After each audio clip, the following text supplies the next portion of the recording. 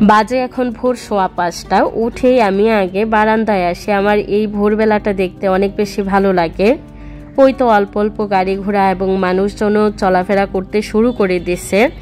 ওই সময়টাতে বিশেষ করে নামাজের জন্য লোকজন অল্প অল্প করে মসজিদে যাওয়া শুরু করে, যেটা দেখতে আমার অনেক বেশি ভালো লাগা কাজ করে। তারপরে আর একটু আলো ফোটার পরে ওই যে মাঠের পাশে যে রাস্তাটা, সেটা দিয়ে বিভিন্ন বয়সের নারী পুরুষরা সকালবেলা মর্নিং ওয়ার্ক করে, যেটা দেখে আমার অনেক বেশি লোভ হয়, আমার ইচ্ছেও করে হাঁটতে। তাছাড়া আমার হাঁটতে অনেক বেশি ভালো লাগে। সকালবেলার এই যে ওয়েদারটা, এটা আমাকে অনেক বেশি টানে। আর আমার এই চা ঢালার অভিনব পদ্ধতি দেখে কেউ হাসবেন না। ওই যে নিচে যে বয়ামটা রাখলাম, আসলে সূর্যটা যাতে দেখা যায় সেই লেভেলে আনার জন্যই নিচে বয়ামটা রাখা। তারপরে রান্নাঘরে আসলাম মেয়ের জন্য টিফিন এবং ওর যে স্কুলে যাওয়ার আগে অল্প হালকা খাবারটা সেটা রেডি করলাম। ভোরবেলা থেকে ভিডিওটা শুরু করার কারণে আজকের ইন্ট্রোটা একটু অন্যরকম ভাবে করলাম। শুভ সকাল, কেমন আছেন সবাই? আশা করি সবাই ভালো আছেন, সুস্থ আছেন। আবারও আরেকটা নতুন ভিডিওতে আমি রূপা আছি আপনাদের সাথে প্রাঙ্গণে মোর চ্যানেল থেকে। আরও একটা নতুন ভিডিওতে সবাইকে অনেক স্বাগত, অনেক অনেক ভালোবাসা। প্রত্যেকটা ভিডিও তৈরির পেছনে অনেক বেশি কষ্ট, পরিশ্রম এবং ত্যাগ মেশানো থাকে। আজকের ভিডিওর কোনো অংশ যদি আপনাদের একটু ভালো লাগে, প্লিজ একটা লাইক দিতে ভুলবেন না।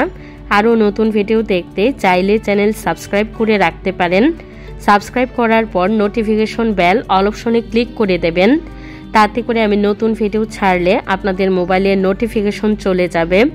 আর ফেসবুক পেজ থেকে যারা ভিডিও দেখেন তারাও ভিডিও ভালো লাগলে প্লিজ একটা লাইক দিতে ভুলবেন না। আপনাদের সাথে কথা বলতে বলতে সকাল সকাল আমি মাছটা ভিজিয়ে দিলাম। মেয়েকে তো রেডি করে স্কুলে পাঠিয়ে দিছি। আমি যথাসম্ভব চেষ্টা করি সকাল সকাল মাছটা ভিজিয়ে দেওয়ার জন্য, কারণ ওকে আনতে যাওয়ার আগে আমার দুপুরের রান্নার বাকি যে কাজগুলো সেগুলো কমপ্লিট করে দিতে হবে। তার আগে আমি ওই তো একটু হালকা পাতলা বাজার ছিল সেগুলা গুজগাছ করে নিলাম। শুকনা বাজার তো অনেকগুলো একসাথে আনা হয়, যার কারণে এগুলা গুজগাছ করতে অনেকটা বেশি সময় এবং ধৈর্যেরও প্রয়োজন হয়। কারণ বাজারটা না একসাথে অনেকটাই আনা হয় শুকনা বাজার। বেশ কয়েকদিন ধরেই এগুলা গুছাবো করেও এই একটা জিনিস আমার অনেক বেশি অবহেলা বলতে পারেন, আলসেমিও বলতে পারেন। ওই 2-3 দিন তো যাই, বাজারটা পড়ে থাকে, রাখবো করে। আর তার থেকেও না একটা বড় কথা এবং মূল বিষয় যেটা আমার মেন্টালিটিটা থাকে যে আমি ক্যামেরার সামনে কাজগুলা করব, তার কারণেই ওই দেখা যায় 2-3 দিন বাজারটা পড়ে থাকে।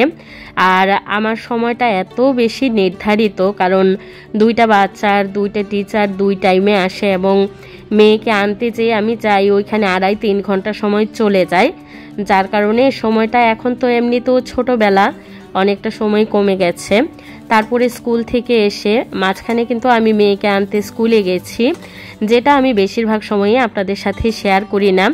আর আমি আস্তে আস্তে মোটামুটি রান্নার বেশিরভাগটাই কমপ্লিট হয়ে যায় এবং স্কুলে যাওয়ার আগেই আমি ঘরটাও মুছে দেই প্রতিদিন। এর আগে যে কাজগুলা দেখলেন আপনারা, এগুলা স্কুলে যাওয়ার আগের কাজ।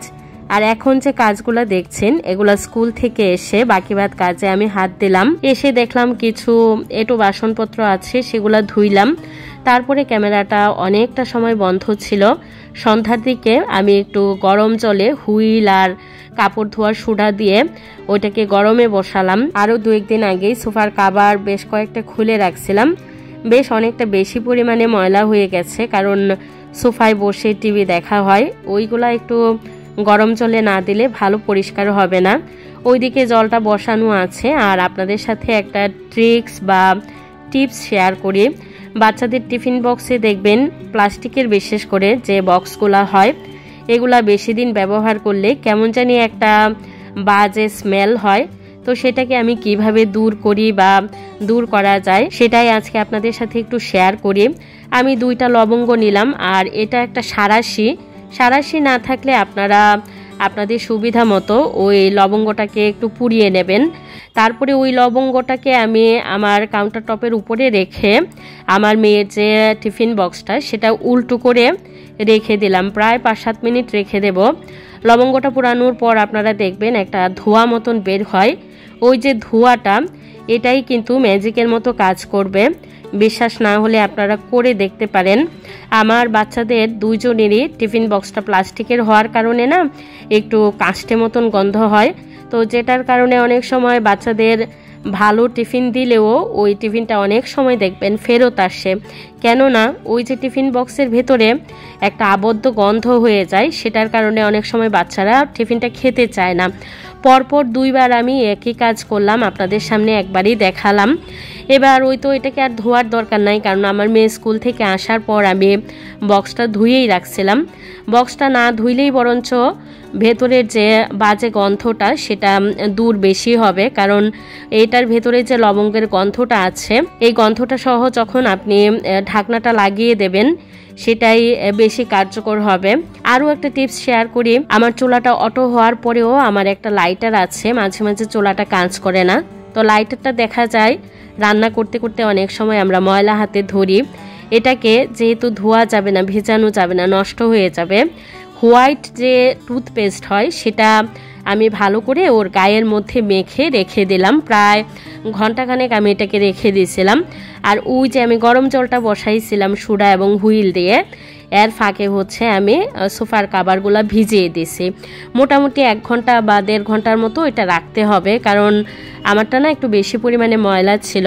তবে পেছনের দিকে দেখেন একটু লালচে লালচে আছে মরিচা মতন, কারণ হচ্ছে কি এটার এই যে ছিদ্রর অংশগুলো একটু হিডেন জায়গা আছে, হিডেন জায়গাগুলো এর থেকে বেশি পরিষ্কার করা আমার পক্ষে সম্ভব হয় নাই।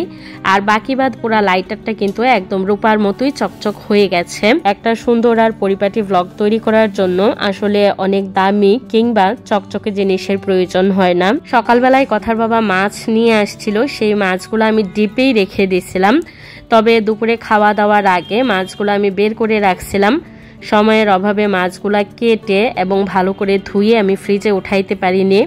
মাঝে মাঝে অনেকটা এরকম হয় আমার স্কুল খোলা থাকলে, মাছগুলা কেটে এর মধ্যে একটু লবণ আর আটা দিয়ে আমি মেখে রেখে দিয়েছিলাম প্রায় 15-20 মিনিটের মতো। এবার ভালো করে ঝাঁকিয়ে, আর ভেতরে যে রগ থাকে এবং পেটের টুকরাগুলাতে একটু কালো মতন পর্দা পর্দা থাকে, সবগুলা খুব ভালো করে ধুয়ে আমি এবার প্যাকেটে করে রেখে দেব। ফ্রিজে খুব একটা জায়গা নাই, যার কারণে আমি প্যাকেটে করে রাখছি জায়গাটা সংকুলান করার জন্য। যখন ফ্রিজে একটু জায়গা কম থাকে আমি প্যাকেটে করে রাখি। আর একটু মূলা শাক নিয়ে আসছিল, যেটা আজকে রান্না করব না, এটাকেও ভাপিয়ে আমি ফ্রিজে উঠিয়ে দেব।